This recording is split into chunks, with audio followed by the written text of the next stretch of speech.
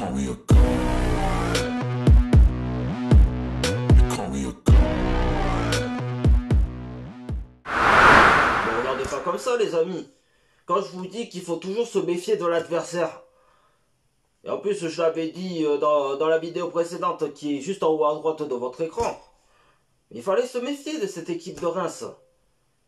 Et comme de par hasard, on tombe dans le panneau. Et en plus, on s'enfonce de plus en plus dans le doute. Donc, bienvenue pour la 6e journée de D. Arkema avec le match qui opposait donc la section féminine Jordan de Bordeaux face au stade de Reims. Donc, qui était au stade Saint-Germain-du-Bouscat à 14 h.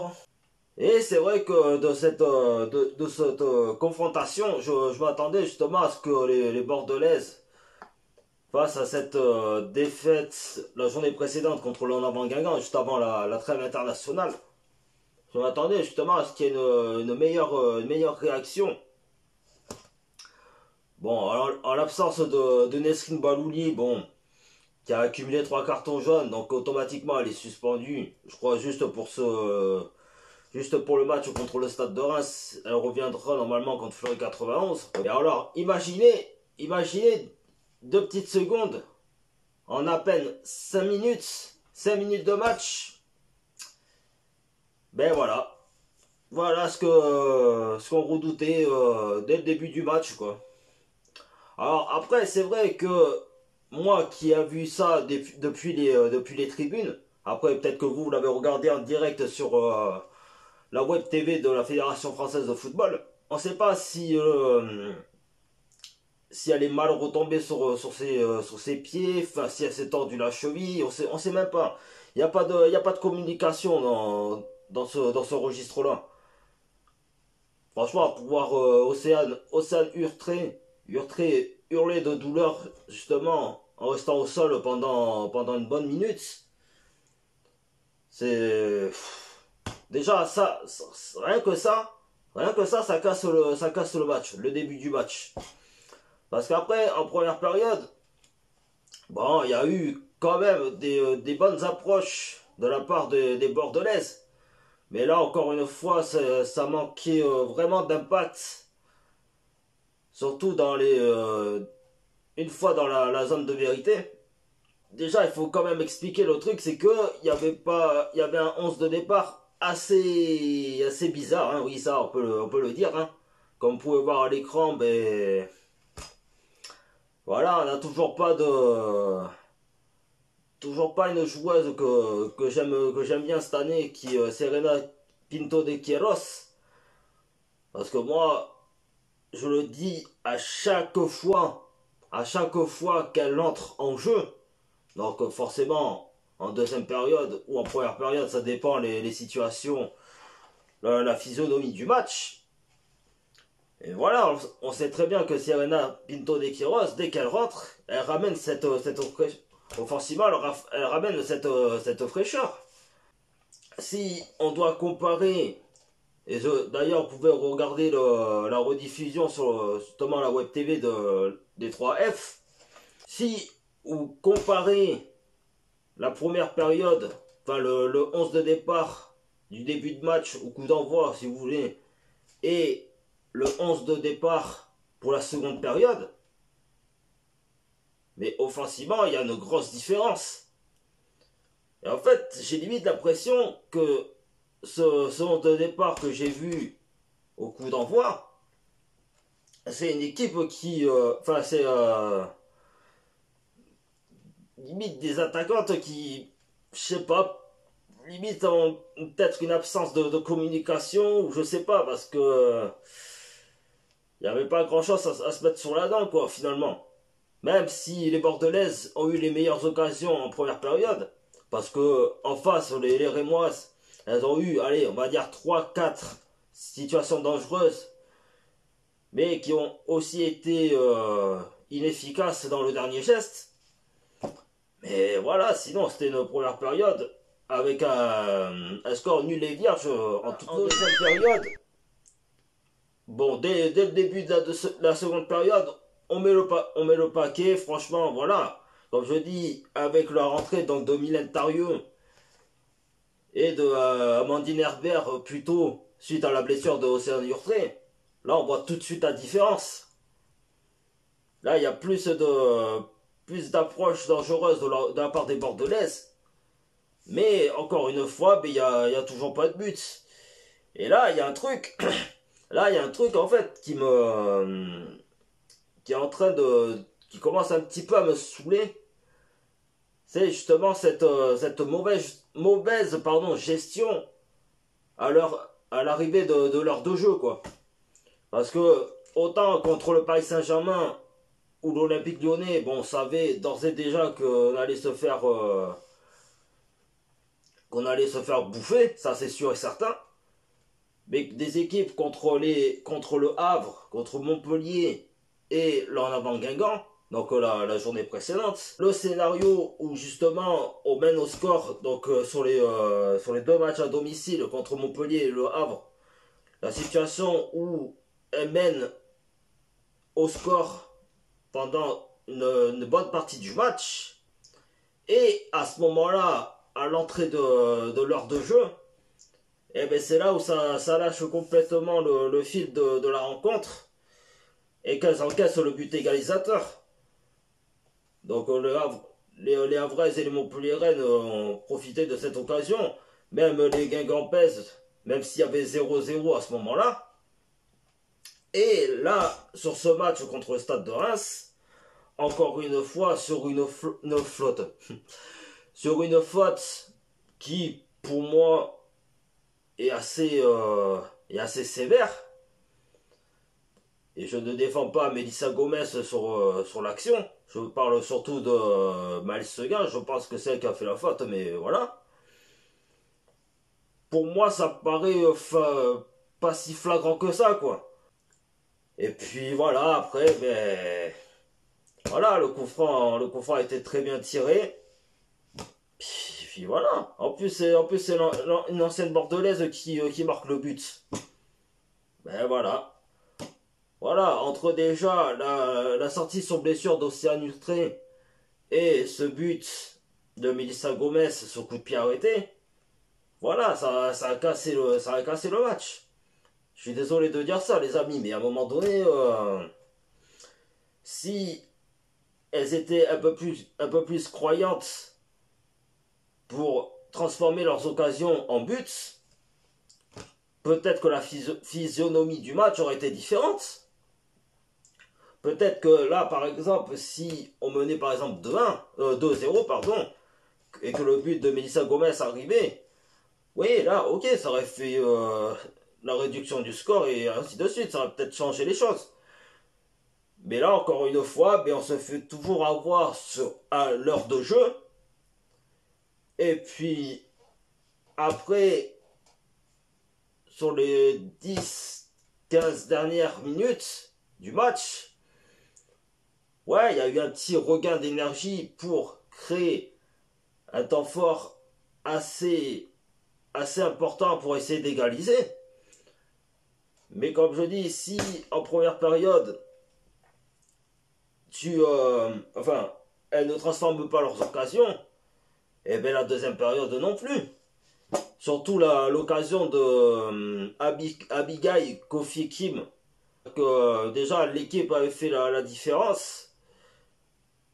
Et surtout Abigail qui avait logiquement effacé la gardienne très facilement en essayant de dévier un petit peu sur le côté justement pour empêcher la gardienne d'attraper le ballon avec les mains, enfin de plonger et d'attraper le ballon sans risque de concéder un penalty. Et là, on se dit, bon, ouverture justement pour pousser le ballon au fond des filets. Mais qu'est-ce qu'elle est allée dans sa conduite de balle, la pousser un peu trop. Et en plus, après, elle arrive même plus à la reprendre pour la mettre au fond des filets. Mais à un moment donné, il faut arrêter. Même, je crois que c'était sur un corner, la tête elle avait très bien coupé la trajectoire du ballon. Mais encore une fois, ça tape la barre transversale. Et puis voilà. Puis voilà, il faut le dire qu'on manque d'efficacité en ce début de saison, encore une fois. C'est parce que là, en 6 journées de championnat, mesdames et messieurs, seulement 2 buts ont été marqués. Et en plus, c'est André Alardez qui les a transformés en penalty. Mais là, c'est trop. C'est trop pour moi. Parce que non seulement j'ai l'impression, comme j'ai dit d'ailleurs sur mon story Instagram, donc à la fin du match, j'ai l'impression qu'on est en train de revivre la première saison, la première année, pardon, de la DRKMA que l'effectif, que la team de Sarah Cambo, Margot Montaigu, Eva Sumo et ainsi de suite ont vécu en 2016-2017. Parce que là, il n'y a aucune victoire à domicile et aucune victoire à l'extérieur. Seulement 2 matchs nuls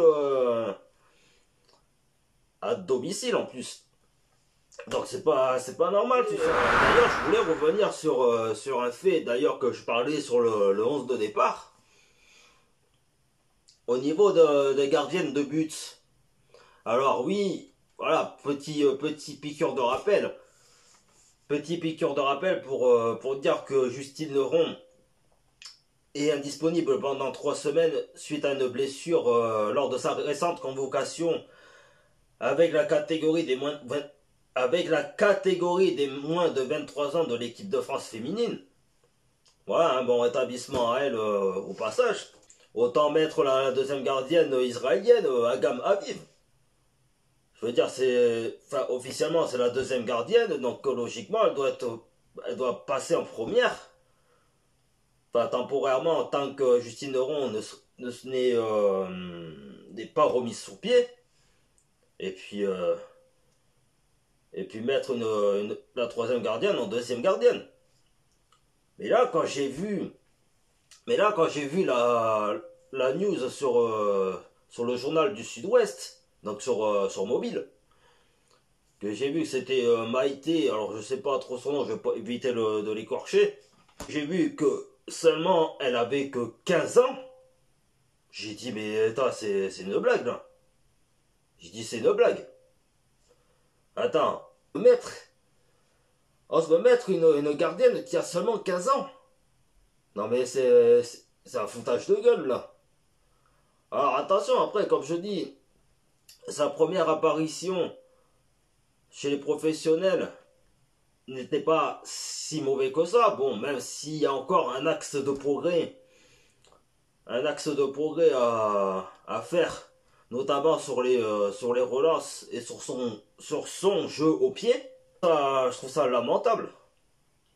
Et puis pourquoi pas une petite gardienne en qui ses parents l'ont récemment inscrit au football, ont pris une licence aussi. Putain, mais je me dis à ce moment-là, à quoi ça sert de recruter une gardienne à l'étranger ou en France si c'est pour mettre une gardienne amatrice, merde. Si c'est pour mettre une gardienne amatrice, pas sans être méchant avec Maïté, un constat que je suis obligé de faire, là. C'est pas possible. Parce que oui, Justine Leron, elle est pas là pendant 3 semaines suite à sa blessure. Mais faut faire confiance à la gamme à vivre. Alors attention, comme je dis, c'est pas parce que elle a des origines. C'est pas parce qu'elle est née dans un pays où, voilà, je veux pas trop faire de politique sur ce conflit la Palestine et Israël, hein, on va pas rentrer dans ces trucs-là. Même si je trouve ça triste, attention, bien entendu, pour le peuple palestinien. À un moment donné, moi je commence à en avoir ras-le-bol, justement, que ce genre de choses entre en vigueur dans dans un contexte sportif, quoi. Je veux dire, à un moment donné, Agam, j'en suis sûr qu'elle-même, elle ne cautionne pas ce qui se passe entre l'Israël et la Palestine. Donc à un moment donné, il faut arrêter de faire l'amalgame, quoi. Et j'espère que c'est vraiment pas ça la raison pour laquelle Patrice Lair ne l'a pas mis en première gardienne, hein, parce que franchement, c'est quand même grave, quoi. Donc, franchement, cette rencontre, cette sixième journée de championnat, ben, voilà, hein, je vais pas vous le cacher que même au lendemain où je tourne cette vidéo, donc le lendemain de cette nouvelle défaite, je suis encore plus dépité que d'habitude. Parce que là, c'est juste pas possible. Et franchement, à la limite, je commence mieux à comprendre pourquoi des grandes joueuses, des joueuses cadres comme Maëlle Garbino, même comme Elissa Gomez, ou Julie Dufour, Michaela Cardia, Claire Labauger, et ainsi de suite, se sont barrées. Parce que pour moi, le projet actuel, il n'a plus aucun sens. Il n'a plus aucun sens, je suis désolé les amis. Parce que là, la situation, la situation qui se présente actuellement, c'est, comme j'ai dit tout à l'heure, un remake de la saison 2016-2017. Ça veut dire que elles vont galérer pas mal de fois sur des matchs qui peut être à leur portée. Donc j'imagine contre les Lilloises, contre les Dijonnaises et contre les Stéphanoises, parce que là les deux prochaines rencontres en direction de la capitale contre les Fleury-Cumoises et le Paris FC, ça va être très compliqué. Et là, à un moment donné, s'il n'y a pas un déclic de la part de Patrice Lair, ou même de l'effectif, mais là, le mercato hivernal, il va être ça va être très très dur à encaisser, hein. Parce que je pense que, à mon avis, je pense qu'il va y avoir des contrats qui vont cesser de fonctionner. Enfin, je pense qu'il va y avoir des départs. Et je pense que limite même que Patrice Lair, il va démissionner. Enfin, après, ça reste comme mon opinion. Que mon opinion. Mais si on continue dans cette spirale, je pense que ça va être le cas mercato hivernal, hein. Ça, c'est sûr. Voilà, les amis, j'espère que la vidéo vous aura plu. N'hésitez pas à vous abonner à ma chaîne YouTube, à lâcher un gros pouce bleu, à me suivre sur ma page Facebook et Instagram qui sont dans la description, ainsi qu'activer la petite cloche pour être au courant de mes prochaines vidéos. Donc les prochaines vidéos, ce sera le topo du prochain match pour la 7ème journée de DR Kema qui opposera Fleury 91 face à la section féminine des Girondins de Bordeaux. Puis après il y aura le débriefing à froid justement de ce match contre Fleury. Sur ce les amis, bonne semaine à tous, bonne reprise à tous les écoliers et on se retrouve pour une prochaine vidéo. Bye bye.